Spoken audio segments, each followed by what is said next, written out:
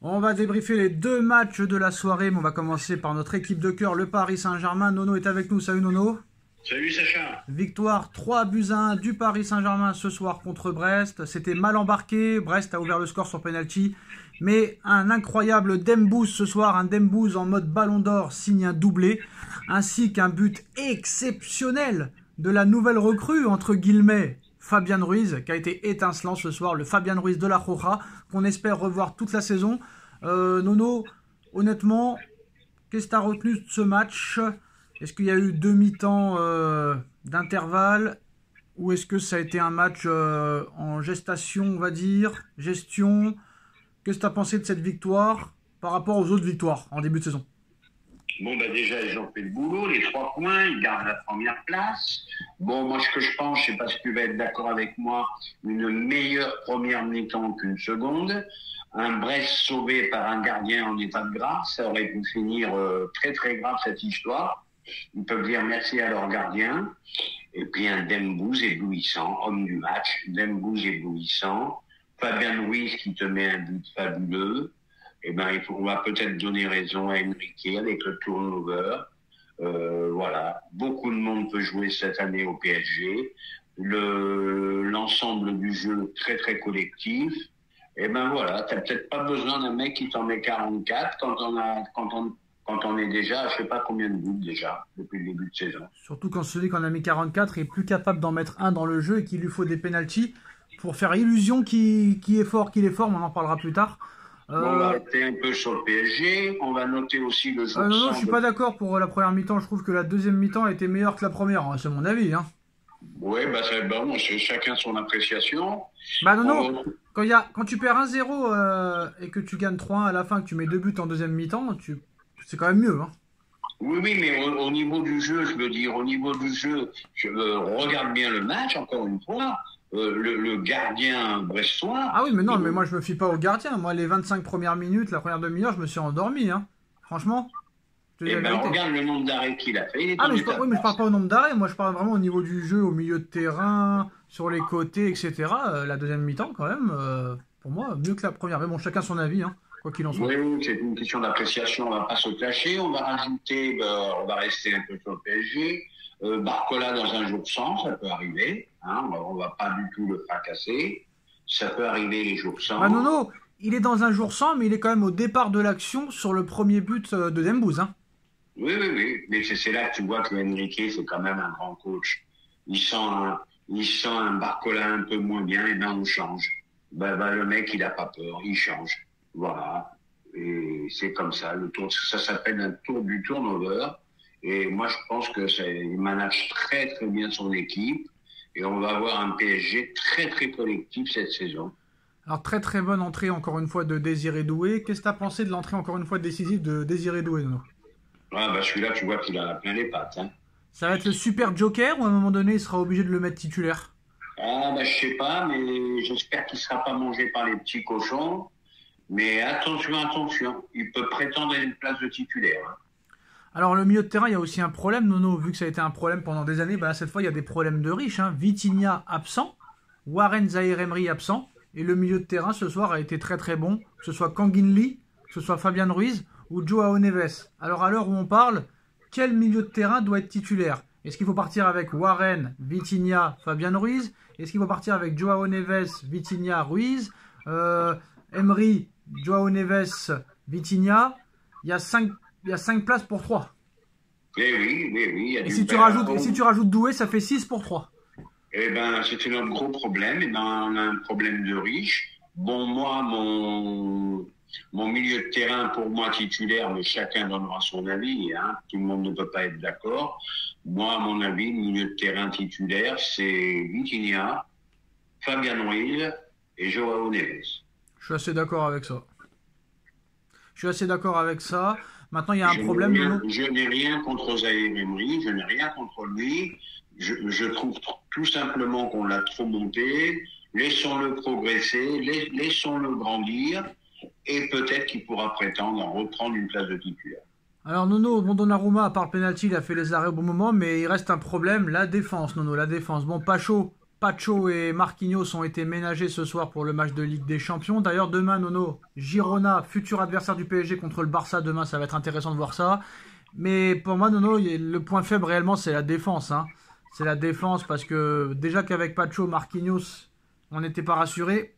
Mendes, je sais que t'es fan, Nono. Moi aussi, je suis fan, mais force est de constater, depuis qu'il est revenu de blessure, il n'arrive pas à retrouver son niveau d'avant. Le penalty, il est quand même assez évitable. Il n'arrive pas à retrouver les courses qu'il avait avant, la qualité de centre qu'il avait avant, et ça pose problème. Hakimi, il a été bon ce soir. Il a fait sa passe décisive, mais offensivement, il doit apporter plus. Et Skriniar, qui veut sa chance, on lui donne ce soir, il la rate. Et le niveau de Beraldo, Nono, comment ce gars-là a pu être professionnel déjà, c'est un mystère pour moi. Pour moi, la défense, Nono, c'est le point faible. T'es d'accord avec ça ou non? Ah bah absolument d'accord, mais il faut vite remettre Pacho Marquinhos en défense centrale. Mendes, je suis moins inquiet que toi. Bon, la faute bête qu'il fait sur le penalty, bon bah ça gâche un petit peu son match parce qu'il a fait quelques montées offensives impressionnantes. Et Beraldo, je pense que ça va être compliqué. Hein. Qu'est-ce que tu as pensé de la prestation de Skriniar? Bof. Bon, Skriniar un peu moins catastrophique que d'habitude, mais il a toujours ses problèmes de lenteur. Et n'oublions pas que c'était l'un des meilleurs centraux en Europe. Le mec, depuis sa blessure, il n'a pas retrouvé son niveau. Bon, ben c'est bien, lui donner un peu de temps de jeu dans les matchs, mais au plus haut niveau, en Ligue des Champions, il sera pas titulaire. Alors Nono, on va parler maintenant du match du Real Madrid, parce qu'en plus de ça, il y a eu des... Il va falloir que tu m'aides un petit peu. Non, parce que non, c'est pas ça le problème, Nono, c'est pas ça, c'est que là maintenant c'est très clairement problématique. Parce que là, il y a un déferlement sur Twitter après le match et la victoire du Real. Donc déjà, bah, comme d'habitude, hein, t'as les pro-Barça contre les pro-Real ou les anti-Madrid qui disent encore une fois ce soir, merci l'arbitre. Ce soir, le Real a été catastrophique, Nono. J'ai vu le match, la Real Sociedad peut vraiment s'en vouloir. 3 poteaux, 2 barres et 1 poteau. Un nombre d'occasions incalculable. Des arrêts à plus savoir quoi en faire et compter pour Courtois. Et eux, ils n'ont pas eu une occasion dans le match, à part quelques-unes de Mbappé qui ont été à côté, tout ça et tout. Mais 2 buts, 2 pénaltys, Nono. 2 pénaltys. Mbappé qui marque encore sur pénalty. 3 matchs en Liga espagnole, 2 buts sur pénalty. Et là, en plus de ça, Nono, le truc le plus dramatique, c'est qu'il a été élu homme du match de ce soir, alors que le Real Madrid a été nul. Et en plus de ça, lui n'a pas été si bon que ça. Loin de là même. Et là, en commentaire de ce post, bah, ils comprennent pas comment ce mec-là, déjà, on peut dire qu'il soit bon sur ce match, et qu'en plus, il soit homme du match. C'est inexplicable, Nono. Il y en a même qui disent merci l'arbitre de donner des pénaltys, plusieurs pénaltys dans un match au Real Madrid, pour que Vinicius et surtout Mbappé, l'Otin, fassent illusion pour faire croire qu'ils sont bons, Nono. Tout le monde a dit ça, même sur l'after-foot et tout, ils ont dit la même chose. Merci la penalty, merci la corruption, merci les arbitres, merci la Liga, pour faire croire que ce mec-là est encore phénoménal, parce que là, qu'est-ce qui va se passer, Nono? Bah, tous les gens vont dire « Ah bah c'est bon, il a marqué, il est toujours aussi fort », alors que le mec marque que sur penalty. Le mec, il est plus capable de marquer dans le jeu, Nono. Il est incapable de marquer dans le jeu, que ce soit en fin de saison dernière au PSG, où il a mis dans les 4-5 derniers matchs, surtout contre Dortmund, 0 but, 0 passe. À l'Euro, il n'a marqué 0 but dans le jeu. Le seul but qu'il marque, c'est sur penalty. Et là, les 2 buts qu'il a mis en Liga, les 3 buts qu'il a mis en Liga, il y en a 2 sur penalty. Donc, qu'est-ce qui se passe? Est-ce que l'arbitrage encore favorise le Real? Est-ce qu'on fait tout pour que Mbappé marque sur penalty au moins pour qu'on ait l'illusion qu'il soit pas catastrophique? Eh ben non, c'est le même problème. Ça me rappelle les années parisiennes. Même quand il faisait un match moyen, c'était l'homme du match. Voilà, bah, les Espagnols font exactement ce que la presse espagnole fait, ce qu'appelle la presse française. Ils sont obligés de justifier les soi-disant transferts du meilleur joueur du monde, entre guillemets. Et dans le jeu, il a été comment? Il a été moyen. Mais il a été catastrophique, Nono, je suis désolé. C'est pas parce qu'il a eu 2 occasions et qu'il a réussi 2 débordements qu'il a été bon. De toute façon, ce soir, je vais dire la vérité, hein, pour pas être méchant, toute l'équipe du Real Madrid a été catastrophique. Merci l'arbitre ce soir encore une fois, Nono, parce que... Mais à un moment donné, les pénaltys étaient-ils justifiés? Alors pour moi, le premier, il se siffle, mais pour moi, le deuxième, il n'y a pas pénalty, je suis désolé de le dire. La VAR, mais le nombre d'occasions de la Real Sociedad aussi, non seulement Ils ont de la chance, ils sont favorisés par l'arbitrage, ça a toujours été le cas depuis des décennies. Mais en plus de ça, Nono, ils ont les dieux avec eux. Le nombre d'occasions de la Real Sociedad. Même, je te jure, Nono, l'entraîneur de la Real Sociedad à la fin, il n'en pouvait plus, le gars, il croyait qu'il vivait un cauchemar. 3 poteaux, 25 arrêts de Courtois, tu te dis que cette équipe-là, il peut rien leur arriver, Nono. Rien. Nada. C'est ça qui est incroyable. C'est ça qui est incroyable avec cette équipe. Pas si impressionnante que ça. Oui, mais pourquoi ils sont favorisés comme ça? C'est pas normal. Faut arrêter. À un moment donné, il va falloir dénoncer ça. Il va falloir dénoncer ça. Il va falloir que ça s'arrête, que les clubs espagnols fassent quelque chose, parce que ça fait longtemps que ça dure maintenant. Ça fait très très longtemps que ça dure. Très longtemps. Ouais, mais tu peux pas dire grand-chose. Est-ce que la presse crie au scandale sur les pénaltys? Mais non, c'est pas la presse espagnole qui va crier au scandale. Presque toute la. Alors, les commentaires, qu'est-ce qu'ils disent les commentaires? Scandale? Mais non, mais frère, il y a pas scandale. Ça se siffle comme ça peut pas se siffler. Mais quoi qu'il en soit, c'est 2 buts sur penalty et ils sont toujours sauvés par des penaltys, alors que les autres, on siffle jamais des penaltys contre eux, par exemple, ou pour eux. Là, tu as bien fait d'en venir là. Voilà. Quand c'est le Real, on siffle les penaltys assez facilement. Quand c'est les autres, non. Bah voilà. Donc qu'est-ce qui va se passer? Donc il va falloir siffler 50 penaltys dans la saison pour qu'il marque ses 50 buts? J'en sais rien. Voilà. Parce que là, ce soir, il a marqué sur penalty, c'est redevenu le meilleur joueur de l'histoire du football. Hein. Ah oui, ça y est, écoute, le peu de commentaires que j'ai vu moi, Mbappé encore buteur, mais ils te disent pas en plus sur penalty. Bon, ça me rappelle beaucoup de choses que je disais quand il était au PSG les 2 dernières années.